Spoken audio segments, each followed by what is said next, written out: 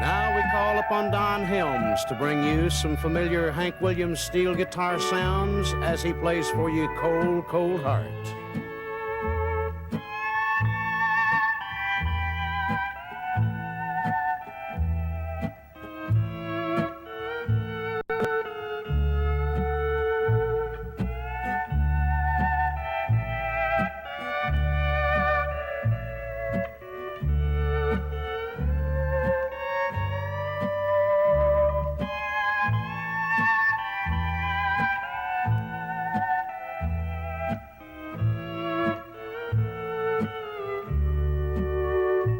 Mighty, mighty fine. Don Helms doing Cold, Cold Heart. Don, you played that many times for Hank, didn't you? It sounds just as great today as it did when you made the record. Don Helms was a primary steel guitarist in Hank Williams' backing band, the Drifting Cowboys. That distinction alone is going to give him a pretty high honor in country music history, but it's really Don's style, his choice of notes, and where on the neck he plays them that will become synonymous with the Hank Williams sound.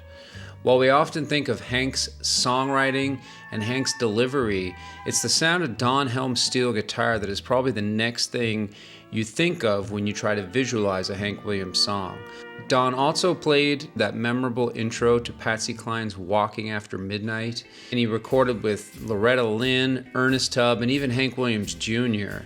And in 1984, he was inducted into the Steel Guitar Hall of Fame. So this is, to the best of my ability, the story of the last drifting cowboy, Don Helms. Then I heard some Bob Wills records, and he said, "Take it away, Leon." And I said, "Whatever that is, he's taking away. That's what I'm going to do." Yeah. Donald Hugh Helms was born in 1927, the eldest of three, on a farm in New Brockton, Alabama. And he learned to play on a mail-order, single-neck, 6-string electric lap steel guitar. His unofficial mentor was a steeler named Boots Harris, who played on the Opry and played with Curly Williams and the Georgia Pickers. Other steelers that Don would encounter include Pappy Neal, Brother Oswald, and Little Roy Wiggins. Around 1942, Don joined a 4-piece band in southern Alabama and began playing nightclubs. During this time, one of the band members met a young, skinny kid named Hank Williams from Montgomery, who offered them all a gig as his backing band. Now keep in mind, a gig backing Hank Williams in 1942 was not a dream job for any of them, and was probably just a slight step up from what they were already doing on their own. Hank was, of course, an up-and-coming singer-songwriter with his own show on WSFA in Montgomery, but he was far from the world-famous hillbilly Shakespeare that he would eventually become. Nevertheless, this lineup, which I believe included Sammy Pruitt on guitar, was the first official iteration of the Drifting Cowboys. In 1945, Don was drafted into the U.S. Army. By the time he reunited with the Drifting Cowboys around 1949, Hank had become a rising star who was performing regularly on the Grand Ole Opry.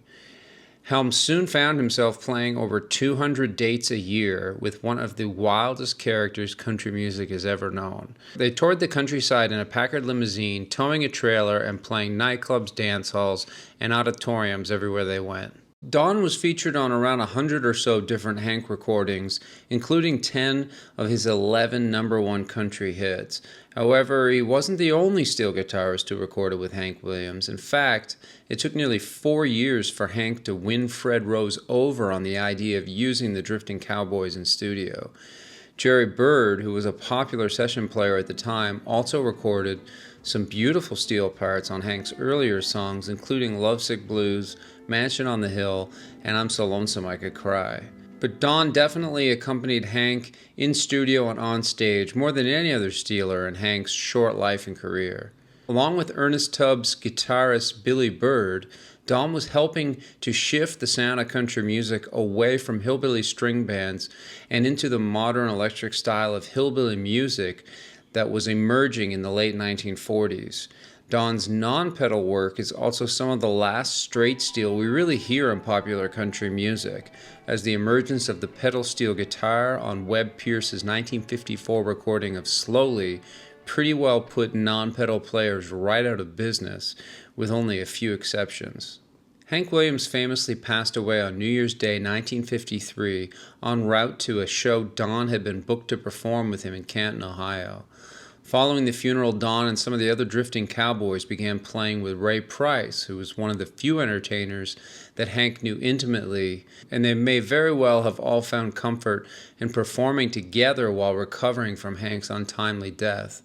Throughout the 1950s, Don recorded with various country artists and was featured on a few really big songs, including Walking After Midnight and Lefty Frizzell's original recording of Long Black Veil in 1959. By the mid-60s, Don Helms was playing with the Nashville Tennesseans, who accompanied the Wilburn Brothers, and you can find several clips here on YouTube of Don playing pedal steel on their nationally networked television show.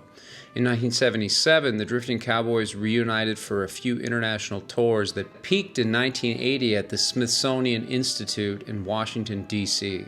Don Helms switched to pedal steel guitar throughout most of the 1960s, 70s, and 80s. But in the 1990s, Don had an epiphany that he should return to the sound and style that made him famous, and decided to put the pedal steel aside and return to the Gibson Console Grand. He admitted in interviews that most pedal players had adopted pedals much earlier in their career and that he could never really catch up to their level. He was the most confident and most comfortable when playing his Dual 8 straight steel guitar.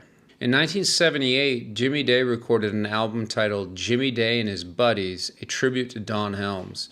Now, this album is a batch of Hank Williams songs that Don played on, and it's a really great album and one you should definitely check out. You'll notice that Don Helms even supplies the liner notes if you are able to find a physical copy. The tablature to Don's songs have been compiled into Don Helms' Your Cheatin' Heart Steel Guitar Songbook, published by Mel Bay. This features the tablature as well as accompanying tracks on a CD for Don's most popular Hank Williams songs. A book of Don's stories was also published called Setting the Woods on Fire, Confessions of a Steel Guitar Player.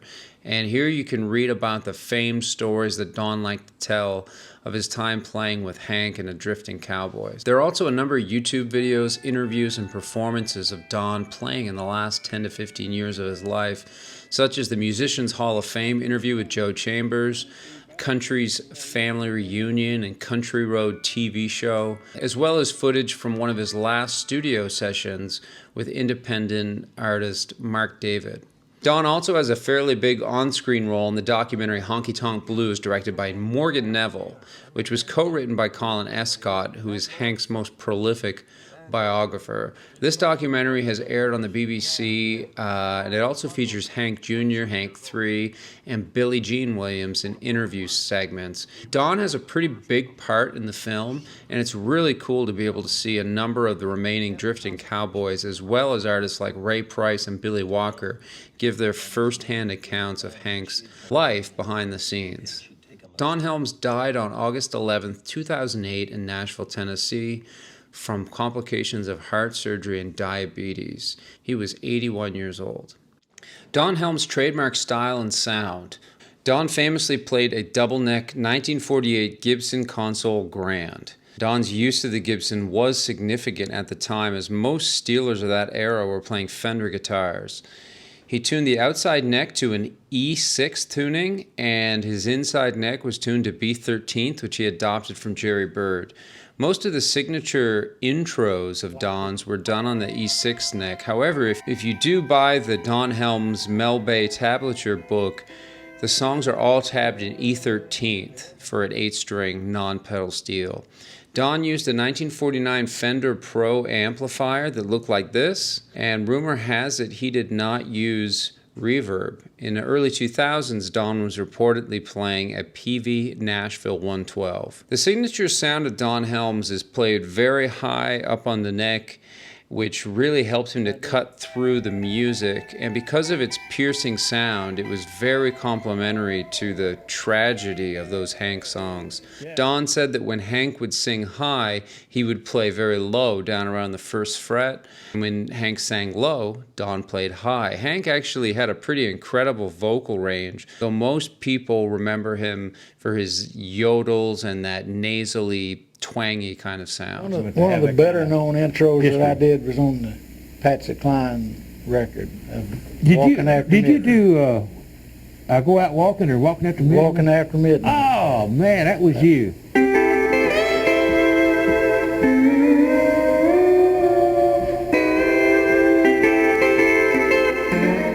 Oh, I love that's that song. too That cool. is so wonderful. You're going to enjoy Don Helms and all the boys, and Don on his steel guitar with one the B, Bowman, hop.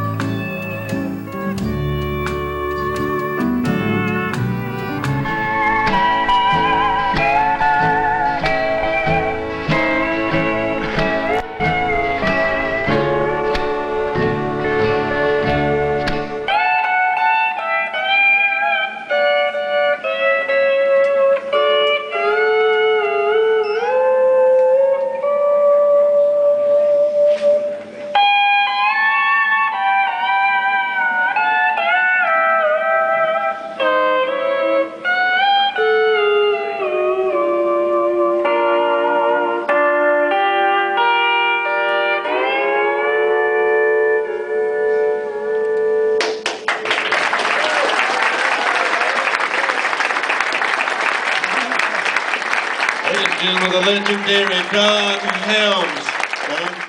Don Helms' recorded work. Well, I'm going to focus mainly on two of Don's vintage solo albums that came out on Smash Records. He also recorded a couple of CDs much later in his career, but these first two albums came out within a year of each other, and they're a pretty good document of Don's work outside of the Hank Williams recordings. The steel guitar sounds of Hank Williams has a great, lively, layered arrangements. One of the early studio albums that was produced by Shelby Singleton, actually.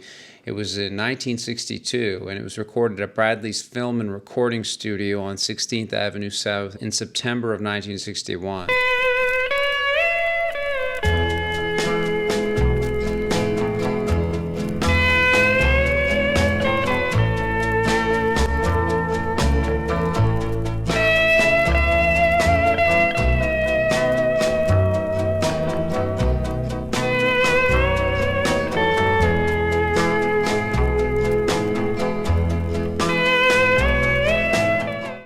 Of these two albums, I definitely enjoy listening to this one the most. The arrangements are surprisingly dynamic, unlike the very vanilla type of sound that Hank and Fred Rose were going for. The same gang came back a year later in August of '62 and recorded this sort of easy listening mashup of popular country western songs of the day. It goes under the title of Don Helms Steel Guitar Plays the All-Time Favorites of the Country Stars, which is pretty much exactly what you'll find here. It sounds like Boots Randolph possibly on the saxophone here. I'm not sure who all is on this session, but you might enjoy this record. He's doing Wild Side of Life, I Walk the Line, Four Walls, and a lot of songs that you'll definitely be familiar with.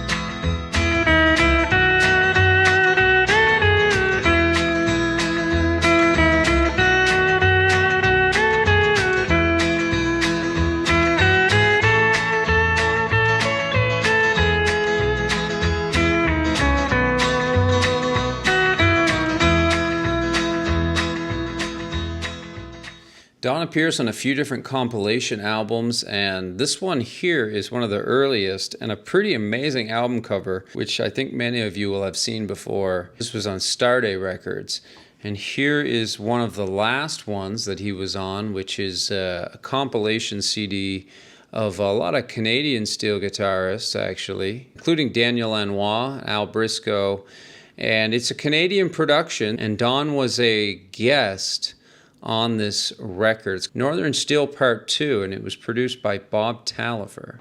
As for Hank Williams' recording specifically, Don's pretty much on most everything from 1950 to 1953, as well as some of the radio transcriptions and live performances that have been released. Some of the bigger Hank songs Don played on were Cold Cold Heart, Hey Good Lookin', You're Cheatin' Heart, Honky Tonk Blues, You Win Again, Jambalaya, Kalijah, and many, many more. Don would have first joined Hank on the Opry the second week of July 1949, and prior to that, Billy Robinson, who was then a staff steeler at the Opry, likely played on all of Hank's first appearances there. There was a period in the 1950s where Don Helms was a regular session steeler in Nashville, and he played a fair number of sessions with the A-Team, according to Don himself.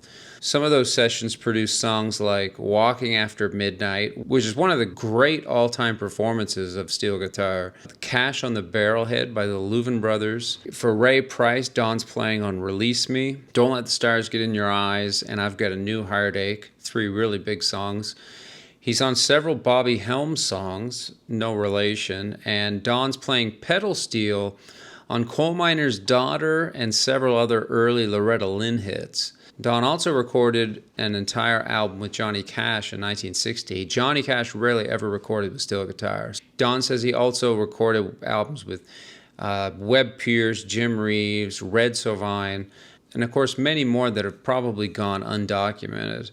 In a 2011 blog post, Bobby Seymour talked about Don playing with Vernon Oxford, which would make sense given the Hank Williams connection, but I can't find anything to verify if that's true. I will certainly do my best to someday make an entire video dedicated to the life and music of Vernon Oxford.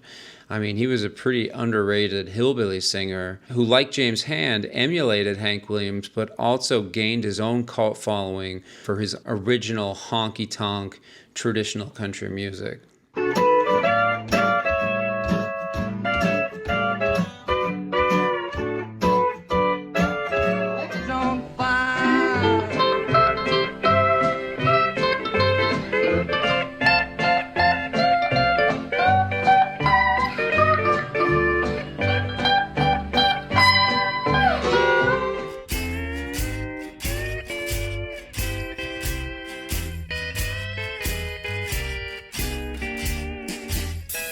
Well, Don Helms will always be remembered as Hank Williams' steel guitarist, and he's going to be remembered for his playing with Patsy Cline as well. Most people and performers who met Don also remember him as being this really lovable character with a great sense of humor, and someone who actively performed with many independent country artists. There was a time in the 2000s when if you called up Don Helms to come and record on your record in Nashville, he would show up with his Gibson Console Grand and play steel and tell stories. He made himself really accessible, and I think it's fair to say that all things considered, Don Helms was definitely a star of the steel guitar. The next video I make will feature another non-pedal player from the same era as Don Helms. And I would really like to be able to make a third season of this show, but I'm not sure if and when that will happen. This episode wouldn't have been possible without the help of Walter Stetner, Stein, Frederic, Svendsen, and Bob Talifer. I'll have a complete list of the sources in the description of the video. I hope you enjoyed it, and I hope you'll come back next time. If the good Lord's willing and the creek don't rise, we'll see you again for another episode of the Stars of Steel. Ray was up at WSM one day, you know, we used to all go up there and bellyache, you know. Yeah. When times are rough, and Ray said, he's talking about how hard it is to make a living, you know. And I said, hell, you think you got it rough? I work for you. Yes.